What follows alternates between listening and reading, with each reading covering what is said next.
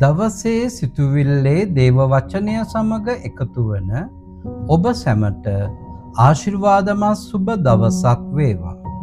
අද දින දවසේ සිතුවිල්ලේ තේමාව ඔබ තර්ශිෂ්ඨ නොව නිනිවයට යන්න. අද දින දවසේ සිතුවිල්ලේ බයිබල් පදය යෝනා පළවන පරිච්ඡේදයේ 3 වන පදය. එහෙත් යෝනා ස්වාමින් වහන්සේ ඉදිරියෙන් තර්ශිෂ්ඨ පලා යන පිණිස නැගිට යොප්පාවට බැසගොස් තර්ශිෂ්ඨ යන නැවක් එහි සම්භවී ඊට ගාස්තුව ගෙවා ස්වාමින් වහන්සේ ඉදිරියෙන් ඔවුන් සමග තර්ශිෂ්ඨ යන පිණිස ඒකට නැගුණේය. ආමේන්.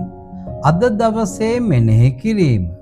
සෙනෙහවන්ත කිතුණුවනි, ඔබ එදිනෙදා රැකියාවක් කරමින් ජීවත් වන්නව කෙනෙක් හෝ දෙවියන් වහන්සේ වෙනුවෙන් සුළුවෙන් හෝ සේවයක නිරන කෙනෙකු විය හැකියි. ඔබගේ සේවාවන් වල නිරත වන විට ඔබගේ ඇතුළාන්තරයේ හිස්කමක් ඔබට දැනෙනවාද? ඔබ කුමන ආකාරයෙන් ඊතා සැප පහසු ලෙස රාජකාරියක හෝ දේව සේවාවක නියැලී සිටියද මෙම හිස්කම ඔබගේ ජීවිතය වසාගෙන සිටීද?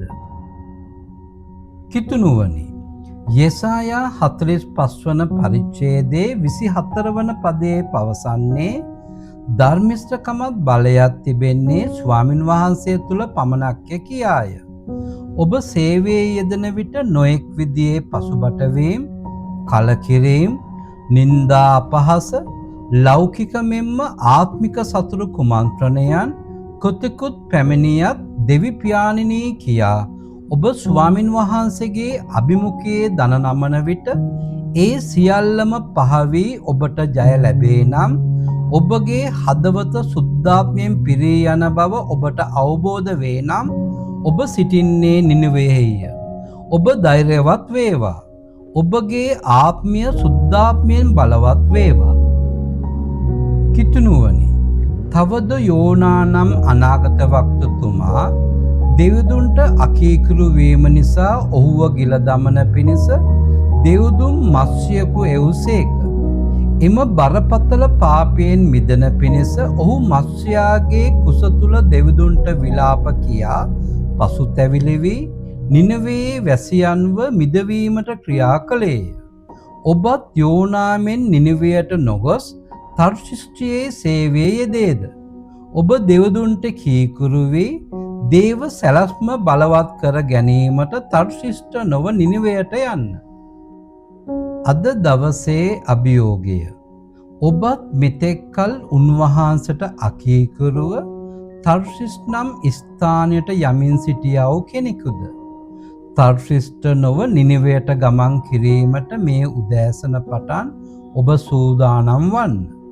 දෙවියන් වහන්සේව පමණක් විශ්වාස කර ඔබගේ ජීවිතය උන්වහන්සේට පමණක් බාර කරන්න. උන්වහන්සේට කීකරුව සිටමින් දෙවිදුන් ඔබ වෙනුවෙන් තබා ඇති දේව සැලැස්ම හඳුනා ගන්න.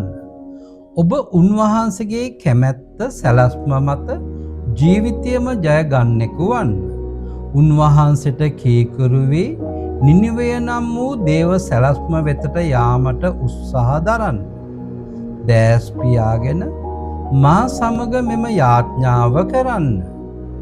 මාගේ යේසුනේ, මම දෙවිදුන්ගේ දේව කැමැත්ත නොසොයා දේව සැලැස්ම එපා කරමින් සැහැල්ලුවෙන් පහසුවෙන් තර්ශිෂ්ඨ නම් ස්ථානයේ දෙවිදුන්ට අකීකරුව සිටියෙමි.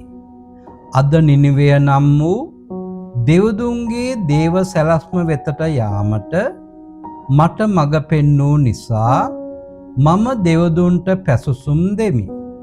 යේසුස් වහන්සේගේ නාමයෙන්. ආමේන්. අද දින බයිබල් පොරොන්දු පදය. ගීතාවලිය 84 වන පරිච්ඡේදයේ 5 වන පදය.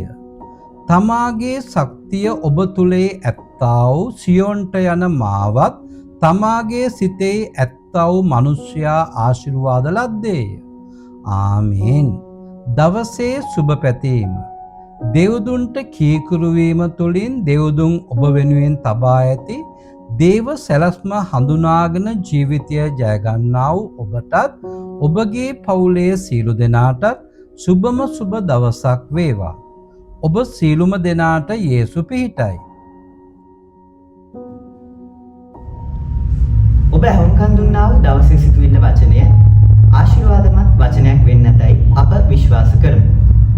මෙම වචනය ඔබට දිනපතා ගෙන්වා ගැනීමට හෝ යාඥාවක් උපදෙසක් අවශ්‍ය නම් 071 883 යන WhatsApp දුරකථන අංකයට කෙටි පණිවිඩයක් එවන්න. ඔබ සියලු දෙනාටම ජේසු පිහිටයි.